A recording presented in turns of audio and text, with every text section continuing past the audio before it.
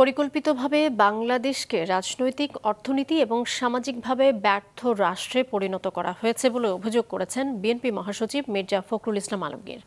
দুপুরে বিএনপি চেয়ারপারসনের গুলশান কার্যালয়ে সংবাদ সম্মেলনে তিনি বলেন, সবশেষ নির্বাচনের পর এই সংকট আরও ঘনীভূত হয়েছে। মির্জা ফখরুল বলেন, নতুন নির্বাচনের ব্যবস্থা না করা হলে তাদের ভবিষ্যৎ সুখকর হবে না। ডোনাল্ড লুর বাংলাদেশ সফর প্রসঙ্গে তিনি বলেন, বিদেশি কারা বাংলাদেশে আসলো তা নিয়ে নয়, জনগণকে সঙ্গে নিয়ে রাজনীতি করে বিএনপি।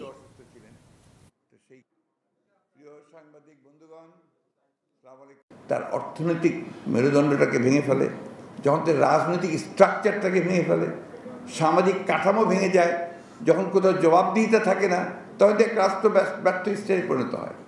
টোটাল একটা নিহিলিজম, আপনার নৈরাজ্য সৃষ্টি হয়। এখন তো গোটা দেশে একটা নৈরাজ্য।